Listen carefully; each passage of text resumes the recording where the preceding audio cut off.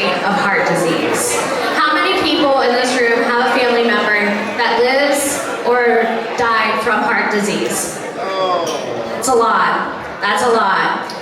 And, you know, we have a lot of things that we need to focus on, but I think one of the things we've forgotten about with transportation is how much it does impact our public health.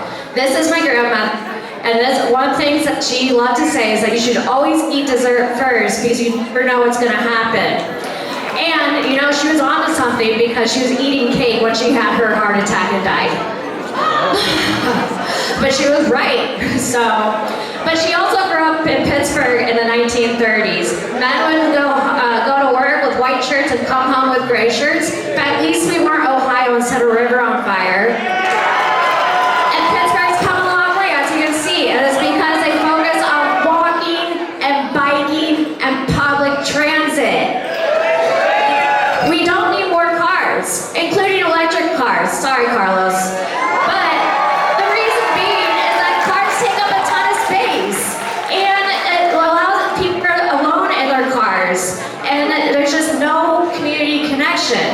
And you really need that community connection.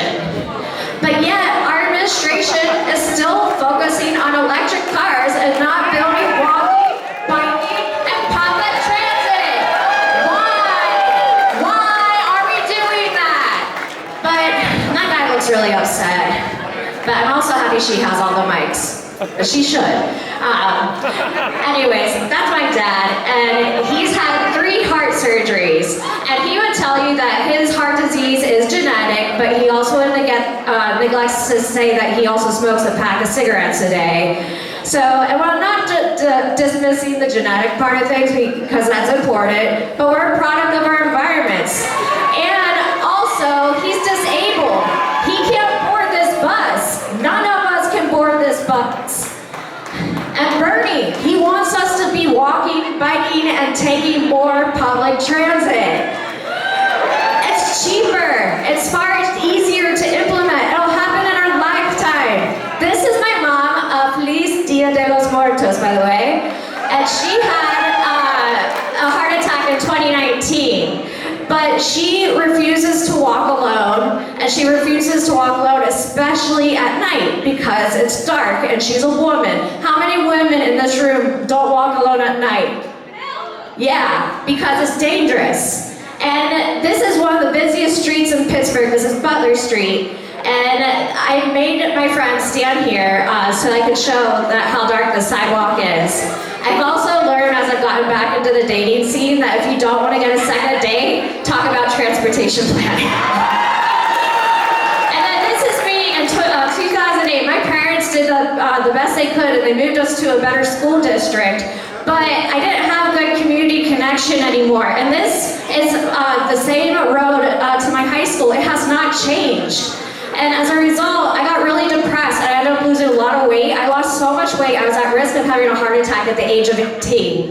And the consequences of these decisions are very real in terms of transportation planning, because it's not just public health from a physical standpoint, it's mental health too. This is my cousin, and unfortunately he died during the pandemic from a broken heart. But we've seen a lot more people walking and biking. And we live in a very divisive time now.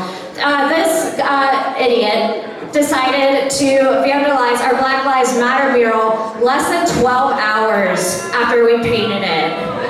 But he also did it in a very identifiable car, so he got arrested. But the very next day, this shows the power of communities and just how strong we are when we come together.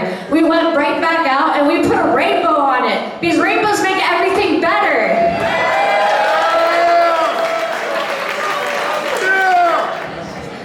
Although I did learn that paint doesn't come out clothes very easily.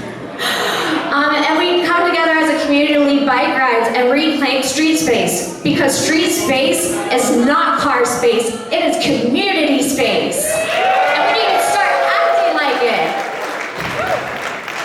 And it's because of this community power that we have that we've been able to really change our transportation systems. 15 years ago, you could not take a bike on a bus. You did not have placemaking opportunities like this that were inclusive. This is the Missions District in San Francisco, which is an awesome queer neighborhood. I've gone partying there. There's also an amazing lesbian bar in San Francisco, highly recommend. This is the Atlanta Beltline. This is 10 years of difference. That is only 10 years ago. Look at the other image. They're walking, they're biking, and you got that development happening, which is what we really want. It allows people to be healthier and come together. This is Houston Midtown. This was a little bit longer. It's been 17 years, but if Texas can do it, y'all, why can't we do it? Walking and biking, like I said, is far cheaper to build, and we'll see it in our lifetime, which is important because I would like to see it in our lifetime. And it's important because it does lead for that commercial and housing development, but it allows for that community connection too. And it allows our next generation to be inspired. 3 of these students applied to my university afterwards to be in transportation planning because of that project.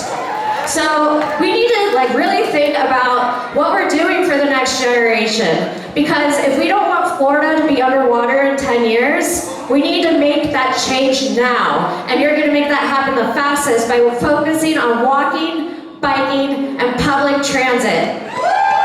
So, happy Halloween. And I hope I've inspired you all to really think about the access of walking and biking for public health. And may we all go and have a positive impact in our communities. Thank you.